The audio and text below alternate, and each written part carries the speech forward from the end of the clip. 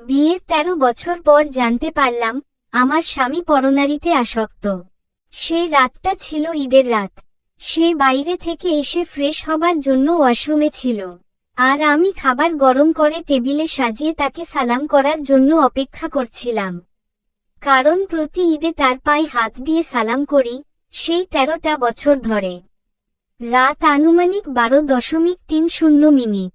আমি বসে আছি, এ সময় হঠাৎ তার ফোনে রিং বেজে উঠল। দেখলাম আননোন নাম্বার। পিক করলাম না আননোন নাম্বার দেখে। রেখে দিতে যাব এমন সময়ে মেসেঞ্জারে টুং করে শব্দ হলো। সচরাচর আমি তার মেসেঞ্জার চেক করি না, কিন্তু সেই সময় ফোনটা যেহেতু হাতেই ধরা ছিল, মেসেজটা দেখার লোভ সামলাতে পারলাম না।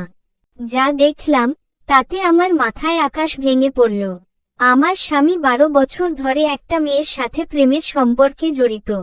সেখানে সব লেখা আছে, তারা কবে কোথায় দেখা করেছে, তার দেয়া গেঞ্জি পরে আজ তার সাথে দেখা করে এসছে।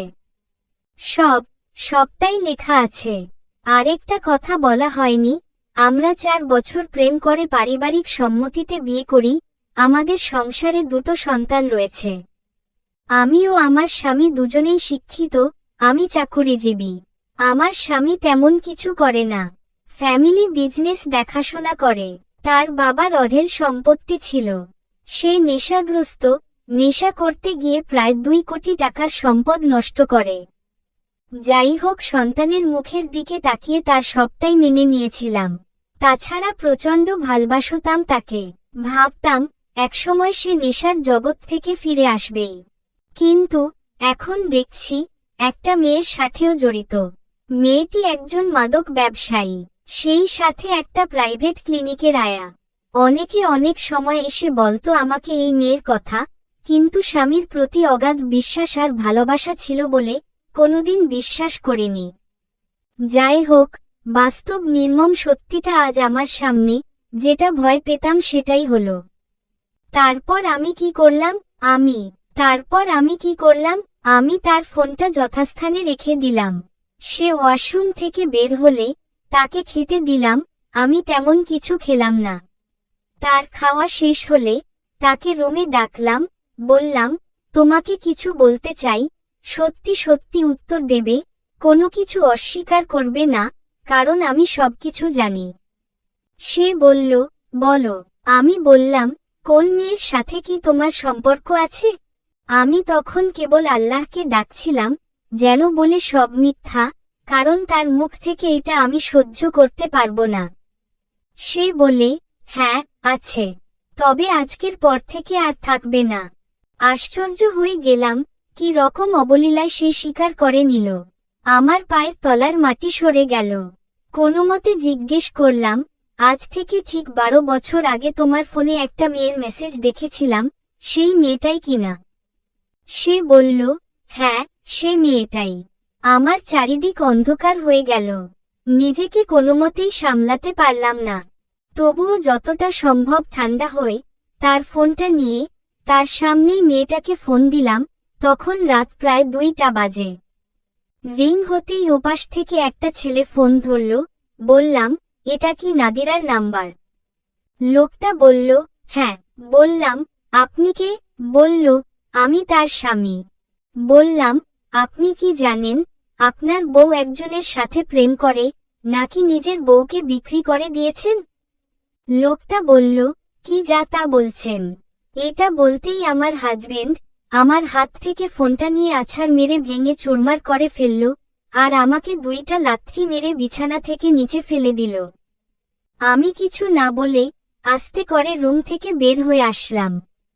চলে গেলাম রান্নাঘরের দিকে। সেই সময় মনে হয় কাঁদতে ভুলে গিয়েছিলাম। বুকটা পাথর, দেয়ালে হেলান দিয়ে বসে পড়লাম। মনে পড়তে লাগলো সেই সব পুরনো দিনের কথা। সেই সময় কলেজে পড়তাম। আমি শহরে কলেজের হোস্টেলে থাকতাম। খালাতো ভাইয়ের ফ্রেন্ড ছিল সে। সেখান থেকেই পরিচয়। ৪ বছর প্রেম। একটা দিনও আমাকে না দেখে থাকতে পারত না। প্রতিদিন দেখা হতো আমাদের। কলেজ ছুটি হলে আমি গ্রামের বাড়ি গেলে আমাকে বাসা পর্যন্ত রেখে আসত। মাঝে মাঝে আমাকে এক নজর দেখার জন্য আমাদের গ্রামের বাড়িতে ছুটে যেত ৮০ কিলোমিটার পথ পাড়ি দিয়ে। একসময় দেখলাম দুজন দুজনকে ছেড়ে থাকতে পারছি না। পারিবারিক সম্মতিতে হঠাৎ করেই বিয়ে হয়ে গেল। দুজনের মতো সুখী কেউ ছিল না সেদিন। এই ১৩টা বছরে আমি একটা দিনও তাকে ছাড়া ঘুমাইনি। আমি বাবার বাসায় যেতাম না, গেলে দুদিন থেকেই চলে আসতাম। কারণ তার হাতটা ছিল আমার বালিশ। তার বুকে মাথা না রাখলে কিছুতেই ঘুমটা আসতো না। সে রাত করে বাসায় ফিরত, আমি তার জন্য বসে থাকতাম। সে আসলে একসাথে খেতাম। আমার দুটো বাচ্চায় সিজারিয়ান। ওটিতে ঢোকার আগ মুহূর্তে তার সে কি কান্না! এই ১৩টা বছরে আমাকে কোনোদিন অবহেলা করেনি। আমি যা চেয়েছি তাই এনে দিয়েছে, আমি যা করতে বলেছি তাই করেছে। খারাপ অভ্যাস ওই একটাই ছিল, মাদকাসক্তি। বোঝাতাম তাকে, ভেবেছিলাম সেটাও আস্তে আস্তে ঠিক হয়ে যাবে। আমি সারাক্ষণ আমার বাচ্চা আর সংসার নিয়ে ব্যস্ত থাকতাম। সংসারের প্রতি তার কোনোদিনই মনোযোগ ছিল না। বাজার করা থেকে রান্না করা, সংসার সামলানো, বাচ্চাদের স্কুল সবটাই আমাকে একাই সামলাতে হতো। তবুও ভালো ছিলাম, সুখী ছিলাম। বাসার প্রত্যেকটা কোণা আমার নিজ হাতে সাজানো। আমার সেই ভালোবাসার মানুষটা কি করে আমার সাথে প্রতারণা করতে পারল, যাকে ছাড়া আমি আমার জীবনের একটা দিনও কল্পনা করতে পারি না, সে শুধুই ঠকিয়ে এসছে আমাকে। আমি আর কিছুই ভাবতে পারলাম না। মৃত্যুর পথ বেছে নিলাম। অন্য রুমে গিয়ে দরজা বন্ধ করে ফ্যানের সাথে ওড়না পেঁচিয়ে ঝুলে পড়লাম।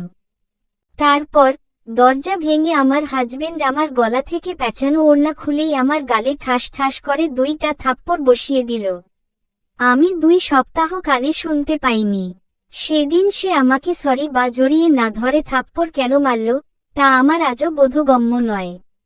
কান্নাটা ছিটকে বের হতে চাইল, কিন্তু আটকে যাচ্ছিল হয়তোবা অপমান আর অভিমানের চাপে।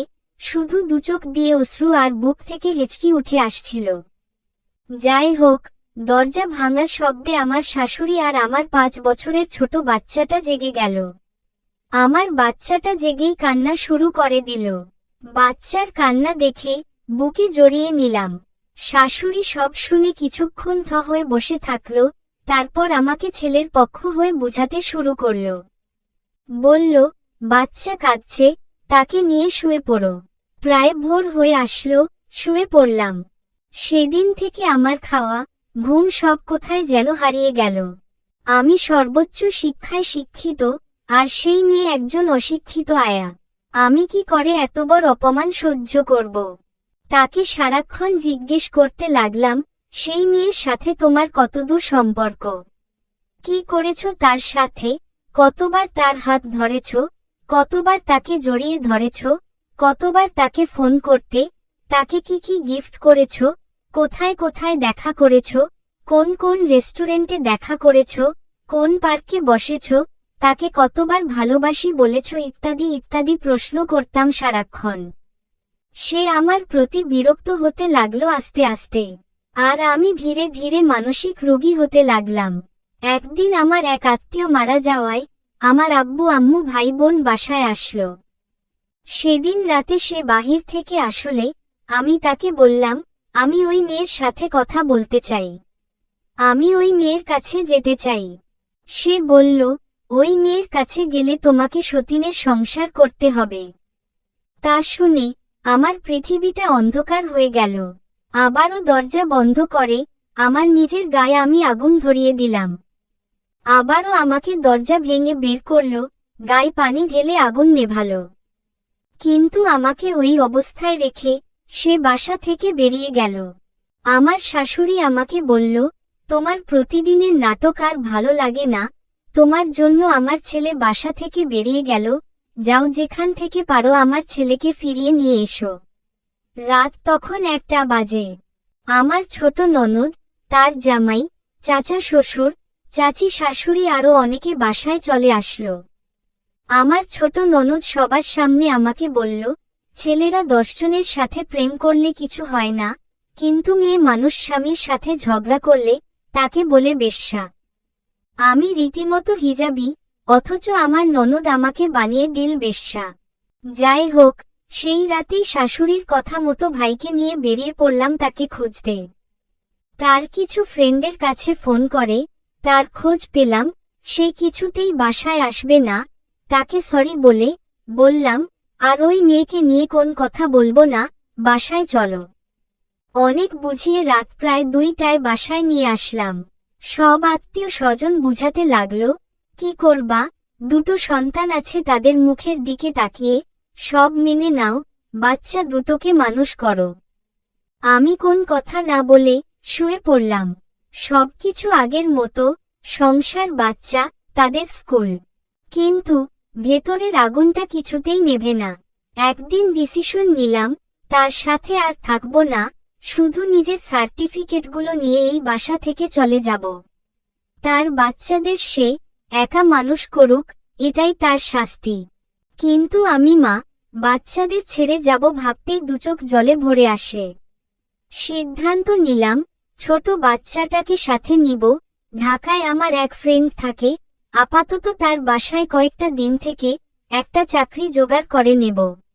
একটা ছোট ব্যাগ, আমার সার্টিফিকেট আর আমার ছোট বাচ্চা, এসব নিয়েই রওনা হলাম অজানা পথের উদ্দেশ্যে।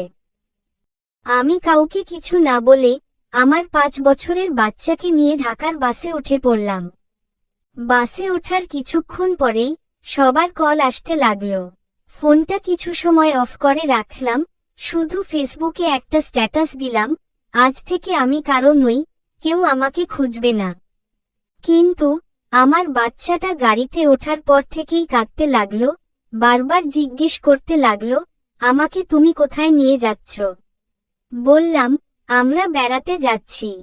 সে বলতে লাগলো, আমি যাব না, আমি বাসায় যাব, আমার আব্বুর কাছে যাব, আমার দাদির কাছে যাব, আমি আমার ভাইয়ার সাথে খেলব। ওর কান্না দেখে আমিও চোখের পানি আটকাতে পারলাম না। কাঁদতে কাঁদতে একসময় আমার ছেলে ঘুমিয়ে পড়ল। ফোনটা খুললাম, সবাই কল করছে, আব্বু, আম্মু, ভাই, বোন, শাশুড়ি, হাজবেন্ড। কারো ফোন পিক করলাম না, বারবার কল দিয়েই যাচ্ছে। শুধু ছোট বোনের ফোনটা রিসিভ করে বলে দিলাম, আমি ভালো আছি, আব্বু আম্মুকে টেনশন করতে নিষেধ করিস। তার এত বড় অন্যায় মেনে নিয়ে তার সাথে তার বাসায় থাকা সম্ভব না বলেই লাইনটা কেটে দিলাম। সারাটা রাস্তা চোখের পানিটা আটকাতে পারলাম না। বাসের লোকজন বারবার ঘুরে ঘুরে তাকাচ্ছে আর চোখে, তবুও নিজেকে সামলাতে পারছি না। মনের ভিতরে তোলপাড় শুরু হয়ে গেছে। নিজের তিলতিল করে সাজানো সংসার, ভালোবাসার মানুষ যাকে ছাড়া আমার ঘুম আসে না, তাকে ছেড়ে, আমার আরেকটা সন্তান তাকে ছেড়ে আমি থাকবো কেমন করে? তবুও আর কোন কম্প্রোমাইজ নয়, কিছুতেই তার বাসায় ফিরব না আমি। ঢাকায় পৌঁছে ফ্রেন্ডকে বললাম, কিছুদিন থাকবো, একটা চাকরি জোগাড় করে দিতে হবে। সেই হেসে বলল, তা তোমার যতদিন মন চায় থাকো, অভিমান কমলে চলে যেও। কিন্তু সমস্যায় পড়লাম আমার বাচ্চাকে নিয়ে। সে কেঁদেই চলেছে একইভাবে, কিছুতেই থাকবে না এখানে। সারাটা দিন কাঁদল, কিছুই খাওয়াতে পারলাম না, একটানা কেঁদে যাচ্ছে। কি করব কিছুই বুঝতে পারছি না। বিকেলের দিকে আমার বাচ্চার মুখটা কেমন যেন ফ্যাকাশে হয়ে পড়ল। আমি ভয় পেয়ে গেলাম। মনে হতে লাগলো, আমি কি নিজের জেদ বজায় রাখতে আমার ছোট্ট বাচ্চার কচি মনে খুব বেশি আঘাত দিয়ে ফেলছি। নিজেকে খুব অসহায় মনে হতে লাগলো। এদিকে সবাই অনবরত কল করেই চলেছে। আমার হাজবেন্ড মেসেজ দিয়েছে, তুমি ফিরে এসো, তুমি ছোট্ট বাচ্চাকে নিয়ে কোথায় গিয়েছো, তুমি যা বলবা তাই হবে, তুমি ফিরে এসো, আর না হয় বলো কোথায় আছো, আমি নিতে আসছি। এদিকে সন্ধে হতেই আমার বাচ্চা নিস্তেজ হতে থাকলো। আমি প্রচণ্ড ভয় পেয়ে গেলাম। ডাক্তারের কাছে নিতেই ডাক্তার বলল, বাচ্চা যা চায় তাই করুন, তা না হলে মারাত্মক ক্ষতি হতে পারে। মা হয়তো দুনিয়ার সবচেয়ে বেহায়া প্রাণী। বাচ্চাকে বললাম, চলো বাবা, আমরা এখনই বাসায় ফিরে যাব। সেদিনই রাতে বাসে উঠে পরদিন ভোরে বাসায় ফিরে আসলাম। আবার সবকিছু আগের মতোই চলতে লাগলো। বাচ্চা, সংসার, বাচ্চাদের স্কুল সবকিছু আগের মতোই। এর মাঝে পেরিয়ে গেল কয়েক সপ্তাহ, কিন্তু আমি কিছুতেই স্বাভাবিক হতে পারলাম না। একদিন রাতে তাকে জিজ্ঞেস করলাম, আচ্ছা তুমি কি ওই মেয়েটাকে ভালবাসো? সে বলল, ভালবাসতাম হয়তো। বললাম, তাকে চিঠি লিখতে? বলল, লিখেছি কয়েকটা। বললাম, কি লিখতে? ভালোবাসি? বলল, হ্যাঁ, এমনটাই লিখতাম। বললাম, তাকে জড়িয়ে ধরেছ? বলল, ধরেছি, কয়েকবার। তার এসব শুনে আমি নিজেকে সামলাতে পারলাম না। আমার শ্বাসকষ্ট শুরু হয়ে গেল, একসময় অজ্ঞান হয়ে গেলাম। সকালে জ্ঞান ফিরলে সিদ্ধান্ত নিলাম, মেয়েটার সাথে দেখা করব। সেদিনই দুপুরে আমার এক দেবরকে সাথে নিয়ে মেয়েটা যে ক্লিনিকে চাকরি করে সেখানে গেলাম। প্রথমে মেয়েটি আমার সাথে দেখা করতে চাইনি, পরে রাজি হলো। মেয়েটিকে দেখে আরো অবাক হলাম। আমার হাজবেন্ড যে কিনা মাশাল্লাহ লম্বা, স্মার্ট, হ্যান্ডসাম, এক কথায় সুন্দর, সুপুরুষ, সে কিনা এরকম কুচকুচে কালো, খাটো একটা মেয়ের সাথে প্রেম করছে 12টা বছর ধরে। ছি! শুনেছি, মেয়েটার পেছনে লক্ষ লক্ষ টাকা খরচ করছে, মেয়েটাকে বাড়ি বানিয়ে দিয়েছে, ছেলের পড়ার খরচ সে দেয়, এমনকি মেয়েটার স্বামীকে হাতে রাখতে একটা অটো রিকশাও কিনে দিয়েছে। যাই হোক, মেয়েটাকে ডেকে বললাম, দেখো, আমার হাজবেন্ডের মতো লোকেরা তোমাদের মতো মেয়েদের কখনো বিয়ে করে ঘরে তুলবে না, শুধু তোমাদের ইউজ করবে। আর তুমি কেন আমার হাজবেন্ডের সাথে সম্পর্ক রাখছো তা আমি খুব ভালোভাবে বুঝি। তোমার যত টাকা লাগে আমি দেব, তোমার সংসারের সব খরচ আমি দেব, তোমার ছেলের পড়ার খরচও আমি দেব, তোমার যখন যা লাগবে আমি দেব। আমি হাতজোড় করে মিনতি করছি, তুমি আমার স্বামীর জীবন থেকে, আমার জীবন থেকে সরে যাও, কারণ আমি আমার স্বামীকে প্রচণ্ড ভালোবাসি, তাকে ছেড়ে আমি থাকতে পারবো না। মেয়েটি হেসে বলল, আপনার টাকা আমার লাগবে না, পারলে নিজের স্বামীকে বেঁধে রাখেন। আর একটা কথা, আমি ইচ্ছে করলে আজই আপনার স্বামীকে বিয়ে করতে পারি, আপনার স্বামী আমাকে বিয়ে করতে বাধ্য, কিন্তু আমি তা করব না, কারণ আমি আমার ছেলেকে খুব ভালোবাসি, আর আমি তাকে নিয়েই থাকতে চাই। শুনে আমার পায়ের তলার মাটি সরে গেল। হে আল্লাহ, তুমি তোমার জমিনের মাটি একটু ফাঁক করে দাও, আমি তোমার জমিনে ঢুকে যাই। ঘোরের মাঝে বাসায় চলে আসলাম। ভাবলাম, এ জীবনের কোন মূল্য নেই, এতটা সহ্য ক্ষমতা আমার নেই। আমার কাছে পৃথিবীটা অর্থহীন মনে হলো। আবারও সুইসাইড করার সিদ্ধান্ত নিলাম। সেদিন রাতে 30টা ঘুমের ঔষধ খেয়ে নিলাম। আস্তে আস্তে আমার শরীরটা নিস্তেজ হতে থাকলো। দুচোখ বন্ধ হয়ে আসলো, শুধু আমার দুটো সন্তানের মুখ চোখের সামনে ভাসতে লাগলো। হঠাৎ মনে হলো, আমি যদি আজ মরে যাই, কে দেখবে আমার সন্তানদের? আমার ভাই তখন বাসায় ছিল, কোনোরকমে তাকে ইশারায় ডেকে বললাম, আমি অনেকগুলো ঘুমের ঔষধ খেয়ে নিয়েছি, কি করব এখন? তারপর কি হলো জানি না। দুদিন পর চোখ মেলে দেখলাম, আমি হাসপাতালে। হাসলাম, মনে মনে, বেঁচে আছি এখনো। আমার 2 সন্তানকে দেখতে চাইলাম। তারা সামনে আসলে, বুকে জোড়ালাম। আবার সেই বাসায় ফিরে আসলাম। আব্বু আম্মু অনেকবার তাদের বাসায় নিয়ে যেতে চাইল। আমি যেতে চাইতাম না, কারণ তাকে ছেড়ে আমি থাকতে পারবো না। কিন্তু আস্তে আস্তে আমি অসুস্থ হয়ে পড়লাম। কোন খাবার গলা দিয়ে নামতো না, আর দুচোখের ঘুম হারিয়ে গেল। সংসারের প্রতি, বাচ্চাদের প্রতি সব আকর্ষণ হারিয়ে গেল। কিছুই ভালো লাগে না, রান্না করি না, বাচ্চাদের দেখি না। বেশিরভাগ সময় ওরা হোটেল থেকে খাবার কিনে খায়, বাচ্চার পড়া দেখি না, পরীক্ষার রেজাল্ট খারাপ করতে লাগলো বাচ্চারা।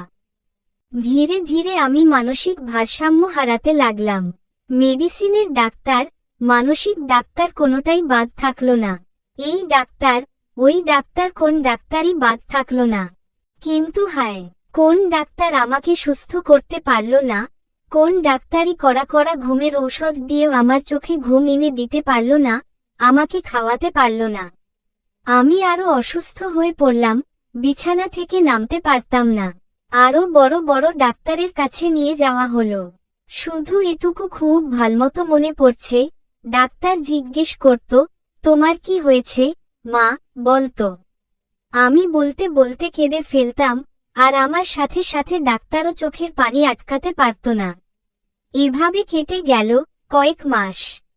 আস্তে আস্তে আমি অসুস্থ হয়ে পড়লাম, মানসিক ভারসাম্য হারাতে বসলাম, কিছুই ভালো লাগে না, সন্তানরা কাছে আসলেও বিরক্ত লাগে।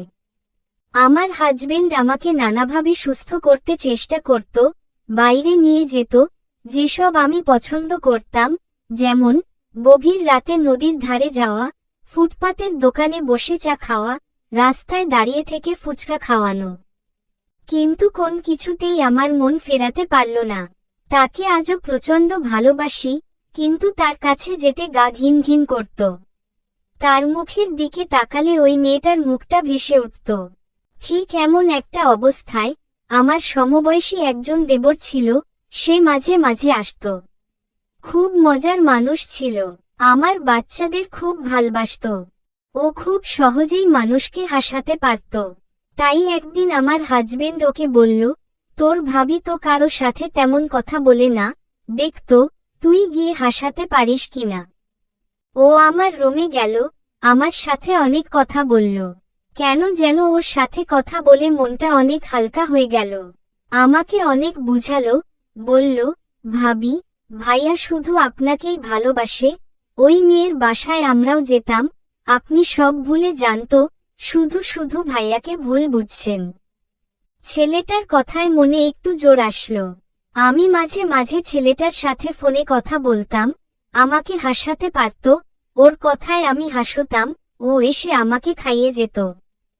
ফোন করেই বলতো, ভাবি, আজ কি রান্না করেছেন, আমি খেতে আসছি।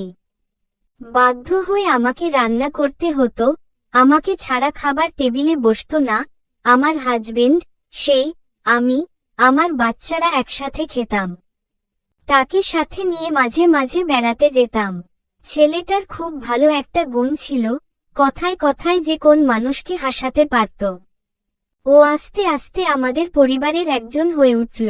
মাঝে মাঝে এমন হতো, রাত 1টা বাজে, আমি খাচ্ছি না, আমার হাজবেন্ড তাকে তার বাসা থেকে তুলে নিয়ে আসতো, সে আমাকে খাইয়ে তার বাসায় ফিরত। আমার হাজবেন্ড তাকে মাঝে মাঝে বাসায় পাঠাতো, বলতো, তোর ভাবিকে বাজার থেকে ঘুরিয়ে নিয়ে আয়। যখন দেখতো আমি চুপচাপ বসে আছি, তখনই ওর ফোনটা ধরিয়ে দিত আমার কানে। সে যেন ডাক্তারের মতো আমার চিকিৎসা শুরু করল। আমি আস্তে আস্তে স্বাভাবিক জীবনে ফিরে আসতে লাগলাম। বড় বড় ডাক্তাররা যেটা পারল না, সেই ছেলে আমার জীবনে ফেরেশতা হয়ে এসে আমাকে একটু একটু করে আমার স্বাভাবিক জীবন ফিরিয়ে আনতে সাহায্য করতে লাগল। আমি তার কাছে সারা জীবন কৃতজ্ঞ থাকব। এর মাঝে 5-6 মাস কেটে গেল, কিন্তু আমার মাথায় একটা দুষ্টু বুদ্ধি খেলে গেল। সেটাই হয়তো আমার জীবনের সবচেয়ে ভুল সিদ্ধান্ত ছিল। সে সময় আমার মাঝে চরম প্রতিশোধ নেবার প্রবণতা জেগে উঠল। সিদ্ধান্ত নিলাম যে আগুনটা আমার বুকে দাউ দাউ করে জ্বলছে, সেই আগুন আমিও তার বুকে জ্বালিয়ে দিব। আমি সেই ছেলেটার সাথে আলোচনা করলাম, বললাম, আমার সাথে তোমাকে একটা নাটক করতে হবে, প্রেমের নাটক। আমি সেই দিন শান্তি পাব, যেদিন আমার হাজবেন্ডকে কেউ বলবে, তোমার বউ পরকীয়া করছে। ছেলেটি প্রথমে কিছুতেই রাজি হলো না, পরে আমার অনেক রিকোয়েস্টে রাজি হলো। ও বলে রাখা ভালো, ছেলেটা বিবাহিত। শুধু 1টা মাস আমি ওর সাথে বিভিন্ন রেস্টুরেন্টে বসতাম, একসাথে সময় কাটাতাম, ফোনে কথা বলতাম আমার হাজবেন্ডকে দেখিয়ে দেখিয়ে, ইমোতে কথা বলতাম ভিডিও কলে। কিন্তু সবটাই ছিল সাজানো নাটক। তার সাথে কিছু সেলফি তুললাম, আর সেগুলো আমার হাজবেন্ডের মেসেঞ্জার পাঠাতে বলতাম। আমার হাজবেন্ডকে তার ফ্রেন্ডরা এসে বলতে লাগলো, তোর বউ পরকীয়া করছে। প্রথম প্রথম সে তাদের কথা বিশ্বাস করত না, কিন্তু আস্তে আস্তে বিশ্বাস করতে লাগলো। আমি যখন দেখলাম আমি আমার পরিকল্পনায় সাকসেস, তখন সবটা আমার হাজবেন্ডকে খুলে বললাম। বুঝতে পারছো তো কতটা কষ্ট, কতটা যন্ত্রণা হয়, বুকের ভেতর কতটা আগুন জ্বলে। কিন্তু আমার হাজবেন্ডকে আর কিছুতেই আমাকে বিশ্বাস করাতে পারলাম না। আমার শ্বশুরবাড়ির লোকজন বলতে লাগলো, এই মেয়েকে নিয়ে আর সংসার করতে পারবি না, সে এখন খারাপ মেয়ে, তাকে ডিভোর্স দিয়ে দে, তোকে আরো সুন্দরী মেয়ের সাথে বিয়ে দিয়ে দেব, আর অনেক টাকাও পাব। তাদের কথায় আমার হাজবেন্ড আমাকে বাসা থেকে বের করে দিল। আমার ছোট ছোট বাচ্চা দুটোকেও দিল না আমাকে। আমি একটা ইংলিশ মিডিয়াম স্কুলে চাকরি নিলাম, খুবই সামান্য বেতনে। আব্বু আম্মু বলল, বাসায় চলে আয়। আমি রাজি হলাম না, বললাম, এখানে থাকলে আমি আমার সন্তানদের কাছাকাছি থাকতে পারবো। আমি তাদের স্কুলে গিয়ে কোচিংয়ে গিয়ে দেখে আসতাম। মাঝে মাঝে লুকিয়ে লুকিয়ে আমার হাজবেন্ডকেও দেখতে যেতাম। তাকে দুদিন না দেখে থাকতে পারতাম না। আমার বাচ্চারা দেখা হলে বলতো, আম্মু, তোমার জন্য ওরা, আব্বু আর দাদি আমাদের কাঁদতেও দেয় না, আমরা লুকিয়ে লুকিয়ে কাঁদি। কথাটা শুনে বুক ফেটে যেত।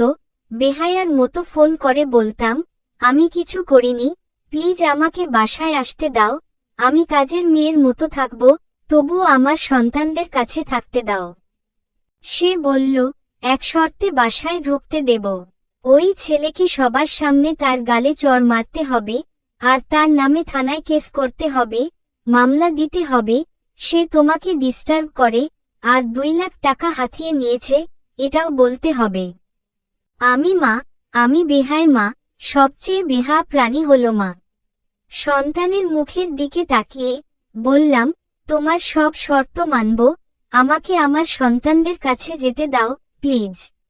যদিও নিজের মাঝে অপরাধবোধ কাজ করছিল, কারণ সেই ছেলের তো কোন দোষ ছিল না, সে যা করেছে আমার কথায় করেছে, বড় কথা সে আমাকে নতুন জীবন দান করেছে, আমি কি করে তার এত বড় ক্ষতি করব।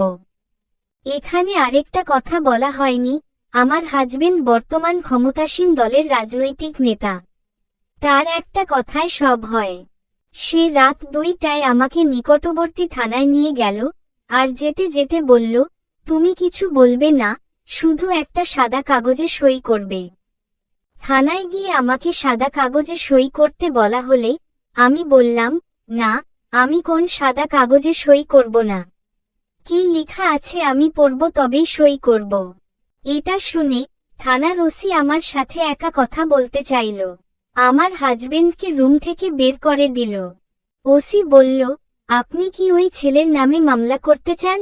বললাম, না। বলল, ওই ছেলে কি আপনাকে ডিস্টার্ব করে? আপনার কাছে টাকা চাই? বললাম, না। বলল, তাহলে এত রাতে থানায় কেন এসেছেন? বললাম, আমার হাজবেন্ড আমাকে জোর করে নিয়ে এসেছে। তাছাড়া ওই ছেলের কোন দোষ নেই, ও যা করেছে আমি করতে বলেছিলাম বলে করেছে, আমি কেন তার বিরুদ্ধে মামলা করব? ওসি বলল, ওকে, আপনি যেতে পারেন। কোন মামলা না করেই বাসায় চলে আসলাম। আমার শাশুড়ি বলল, এই বাজে মেয়েকে কেন এখানে নিয়ে এলি? টাকাকড়ি দিয়ে এখনই বিদায় করে দে। আমার হাজবেন্ড বলল, মা, আমি ওকে মারলে দোষ হবে, তুমি ওকে মারো।